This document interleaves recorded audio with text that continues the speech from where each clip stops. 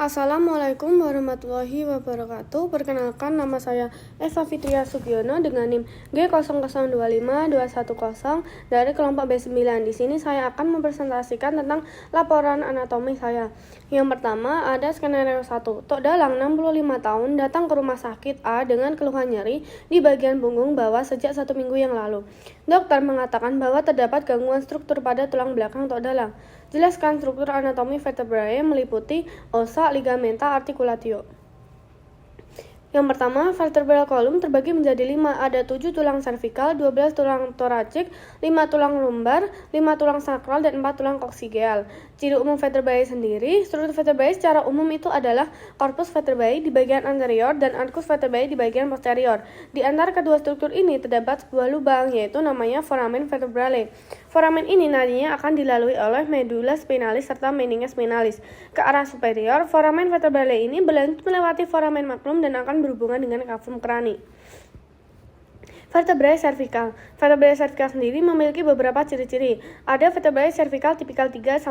Dia memiliki ciri-ciri processus transversus memiliki foramen transversarium dilewati arteri, vena, vertebralis, lalu ada korpus kecil dan lebar, spina kecil dan bifida, dan juga foramen vertebrale besar segitiga. Lalu vertebrae cervical 1 os atlas tidak punya korpus dan processus spinosus dan memiliki fovea dentis. Lalu ada vertebrae cervical 2 os axis, dia memiliki dens atau proses odontoideus, apex dentis, dan facies articularis anterior. Proses spinosus besar, kuat, dan bifida. Ada vertebrae cervical 7, dia memiliki ciri-ciri prosesus spinosus paling menonjol, prosesus transversarium paling besar tapi foramennya kecil dan hanya dilewati oleh vena vertebralis. Lalu ada vertebrae thoracicae. Nah, dia ini korpusnya berbentuk seperti jantung, foramen vertebrale yang kecil dan bulat, prosesus spinosus panjang dan miring ke bawah, dan khusus untuk vertebrae thoracica 12, prosesus transversusnya terbagi menjadi 3 tonjolan, yaitu ada tuberculum superior, prosesus mamillaris, tuberculum inferior, prosesus accessorius, dan tuberculum lateralis. Lalu di vertebrae lumbales itu korpusnya besar dan seperti ginjal, tidak memiliki foramen transversarium, foramina vertebrae seperti segitiga, pedikulusnya kuat, lamina tebal. Khusus untuk vertebrae lumbales 5 memiliki proses spinosus kecil, bagian ventral corpus lebih rendah dari bagian dorsal dan kadang melekat pada sakrum, sakralisasi. Pada vertebrae lumbales 5 ini juga terdapat pelekatan ligamentum liolumbae. Terus ada vertebrae sacralis. Nah, ini yang bagian facies palvina atau menghadap anterior. Ini yang bagian cekungnya. Promontorium sangat penting dalam menentukan ukuran pelvis pada bidang obstetrik. Foramina sacralia anterior derivat foramen intervertebrale dilewati oleh rami anterior, nervus sacralis, dan arteri sacralis lateralis. Linea transversa derivat discus intervertebralis. Vertebrae sacralis. Ini yang bagian facies dorsalis menghadap posterior, sacralis mediana derivat proses spinosus, kristal sacralis lateralis intermedia derivat proses transversus, foramina sacralia posteriora derivat foramen intervertebrale, tempat keluarnya rami dorsalis nervus sacralis, facies articularis osis sacri merupakan suatu dataran sendi yang nantinya akan bersendi dengan facies articularis osis ili membentuk articulatio sacroiliacal.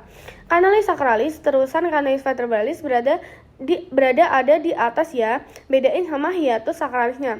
Nah, hiatus sakralis ini adalah suatu struktur yang terletak di dasar os sacrum dan berbentuk seperti saluran masuk. Karena alasan inilah struktur ini sering dipakai untuk caudal anestesia. Lalu ada vertebrae coccygeae, ini gabungan dari 4 vertebrae. Itu ada Cornucoccygeum, vertebrae coccygea 1, 2, 3 sampai 5. Lalu ada bagian ligamenta. Yang pertama ada ligamentum longitudinale anterius. Ligamentum ini akan berjalan dari facies perfina sacrum hingga ke tuberculum anterius, vertebrae cervical 1, dan bagian anterior foramen magnum. Ligamentum ini menutupi bagian anterior dan lateral vertebrae. Ligamentum ini berfungsi untuk mencegah hiperekstensi dari kolumna vertebrae dan menjaga stabilannya. Ligamentum longitudinale posterius, ini yang kedua, itu merupakan ligamentum yang ukurannya lebih kecil dan lebih lemah dibanding ligamentum longitudinale anterius. Ligamentum longitudinale posterius berjalan di canalis vertebralis di bagian posterior corpus vertebrae dan posterior discus intervertebralis dari vertebrae cervical 2 sampai sacrum. Ligamentum ini berfungsi untuk mencegah hernia nucleus pulposus ke arah posterior dan juga memiliki reseptor nyeri yang cukup banyak. Lalu ini ada gambar ligamentum supraspinale, intraspinosum, intratransversalia sama flavum. Nah, ini penjelasannya. Yang ketiga ada ligamentum supraspinale. Ligamentum ini menghubungkan ujung-ujung processus spinosus dari vertebrae cervical 7 hingga sacrum. Di atas vertebrae cervical 7, ligamentum supraspinale akan bergabung dengan ligamentum nuchae. Ada ligamentum interspinosum. Ligamentum ini menghubungkan keseluruhan proses spinosus yang berdekatan. Lalu ada ligamentum intertransversalia. Ligamentum ini yang berjalan di antara proses transversus yang berdekatan. Lalu yang terakhir ada ligamentum flavum. Ligamentum ini menghubungkan lamina vertebrae yang berdekatan. Ligamentum flavum tipis dan luas, terutama tersusun atas jaringan elastis dan membentuk sebagian permukaan posterior canalis vertebralis. Ligamentum flavum mencegah pemisahan laminae saat fleksi dan membantu ekstensi regiones dorsalis kembali ke posisi anatomis.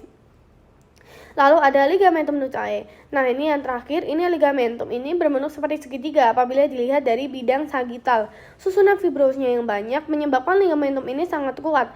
Hal ini berkaitan dengan fungsinya, yaitu untuk mencegah fleksi berlebih kepala dan menggerakkan kembali ke posisi anatomis. Lalu ada articulatio, ini yang bagian articulatio. Yang pertama ada articulatio uncavertebralis lusca, adalah suatu persendian yang terbentuk dari proses uncinatif vertebrae cervical 3 atau vertebrae cervical 4 sampai 6 atau vertebrae cervical 7. Sendi ini akan terletak di sebelah posterolateral dari diskus intervertebralis. Prosesus uncinati di vertebrae sebelah bawah akan bersendi dengan proses uncinati di atasnya. Akibat persendian ini akan terbentuk suatu ruang kosong yang nantinya secara klinik bisa menjadi tempat terbentuknya osteofit di masa tua yang sering menyebabkan sakit di leher. Lalu yang kedua ada articulatio zygapophysealis, merupakan suatu persendian yang terbentuk dari prosesus articularis superior, suatu vertebrae dengan prosesus articularis inferior vertebrae di atasnya. Articulatio ini memiliki kapsula articularis yang nantinya akan menentukan sifat gerakan yang dapat dihasilkan. Misal, pada daerah cervical kapsula articularisnya tipis dan longgar yang berkaitan dengan luasnya gerakan yang dapat dilakukan oleh leher. Skenario 2. Seorang anak bernama Dudung, 9 tahun, datang ke IGD setelah jatuh dari pohon mangga. Ia terjatuh dengan posisi miring ke kiri. Saat ini, Dudung mengalami kelemahan gerak dan kehilangan sensasi di sepanjang lengan kirinya. Dokter mencurigai adanya cedera pada plexus brachialis kirinya. Jelaskan rangkaian dan susunan dari plexus brachialis.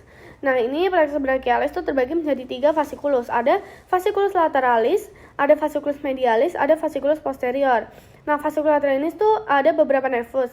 Dinervusi oleh thoracalis lateralis, musculocutaneus, sama medianus yang radix lateral. Lalu yang fasciculus medialis itu ada thoracalis medialis, nervus thoracalis medialis, cutaneus brachii medialis, cutaneus antebrachii medialis, ulnaris, dan medianus yang radix medial. Lalu ada fasciculus posterior. Nah, dia ini dinervusi oleh subscapularis superior, subscapularis inferior, radialis, axillaris, dan thoraco-dorsalis. Lalu plexus brachialis ini dimulai dari root cervical 5 dan masing-masing trunkus membentuk percabangan yang namanya divisi menjadi divisi anterior dan posterior. Nah, di sini itu ada trunkus superior, media, inferior. Mereka per trunkus itu ada 2 divisi anterior dan posterior.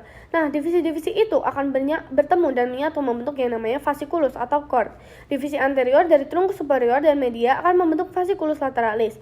Divisi anterior dari trunkus inferior akan membentuk fasciculus medialis. Semua divisi posterior dari semua trunkus membentuk fasciculus posterior. Skenario ketiga. Minho, 33 tahun, merupakan seorang atlet lari cepat. Suatu hari, ketika sedang berlatih, Minho tiba-tiba mengeluh nyeri hebat di tungkai kanan atasnya. Berdasarkan kasus tersebut, jelaskan anatomi regiofemoralis meliputi osa, muskuli, inervasi. Nah, ini os femur sendiri itu terdiri atas 3. Ada epifisis proximalis, diaphysis, dan epifisis distalis. Nah, ini os femur, femur bagian epifisis distal. Nah, ini ada articulatio genu. Morfologinya genglimus, terdiri atas 2 articulatio, articulatio femoropatellaris, articulatio femorotibialis. Ligamentum yang memperkuat ada ligamentum collateral mediale, collateral laterale, patella, cruciatum anterius et posterius, dan transversum genu. Lalu ada os femur yang bagian epifisis proximal, articulatio coxae, tipenya globoidea atau spheroidea. Ligamentum yang memperkuat ada ligamentum iliofemorale, pubofemorale, ischiofemorale, capitis femorale. Ligamentum ya guys. Terus ini ada regio femoralis yang bagian anterior. Ada ini nama origo, insertio, inervasi, dan fasanya. Ada musculus iliacus dengan origo fossa iliaca, insertio natrocanter minor femoris, diinervasi oleh nervus femoralis dan fasanya arteri femoralis. Lalu ada musculus psoas major et minor, origonya processus transversus, corpus discus, intervertebralis, vertebrae thoracicae 12 sampai vertebrae lumbales 5. Lalu next regio femoralis yang bagian femoralis anterior.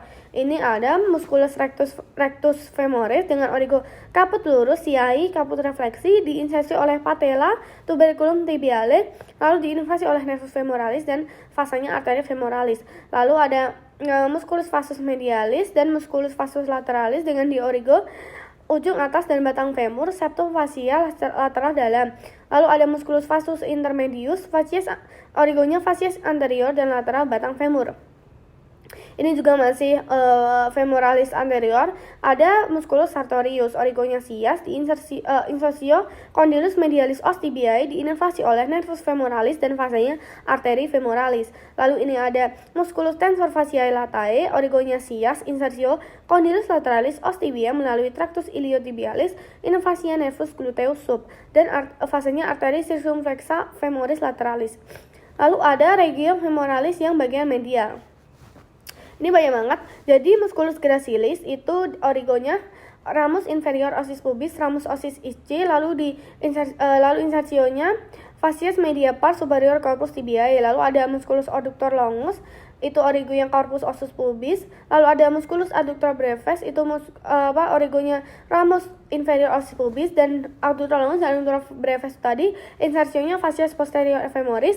Terus musculus gracilis, adductor longus, adductor brevis itu diinervasi oleh nervus obturatorius.